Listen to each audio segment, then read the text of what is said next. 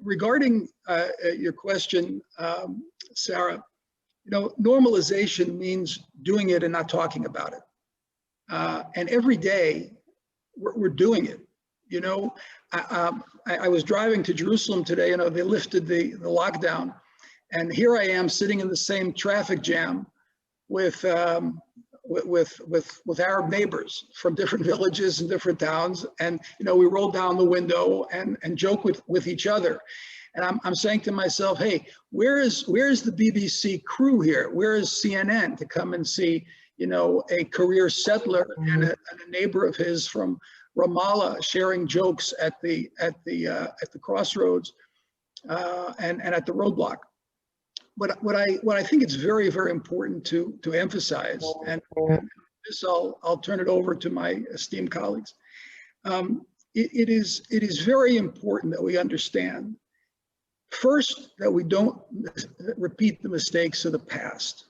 Since the Oslo Accords, 1994, the international community has pumped $20 billion into the Palestinian Authority. Now, I don't know if anybody really understands what that number is, but in order for you to understand, it's 15 times the amount of money that was spent on the Marshall Plan to rebuild Europe after the Second World War.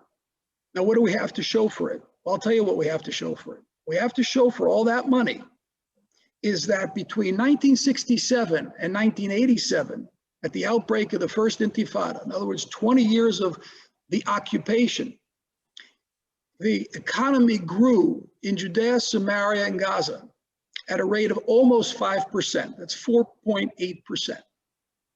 From 1994 to 2014, while all this money is being pumped into the Palestinian Authority, the economy grew, are you ready? 0.1%, which means, in fact, that it contracted. That means that the quality of life under the Palestinian Authority contracted. The people's quality of life decreased, regressed.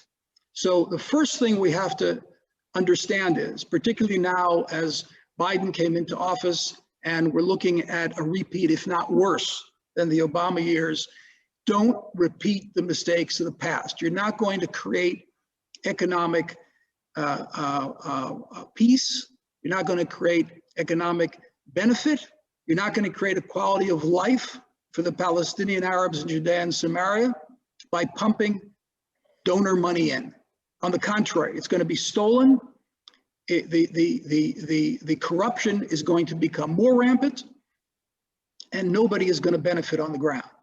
And once we move that off the table and realize that there are things that can be done, like what Avi Zimmerman is doing in Ariel, like what Yaakov Berg is doing in Psagot, by raising the standard of living and creating economic viability with our neighbors, that's going to win the day, and not making the same foolish mistakes of the past.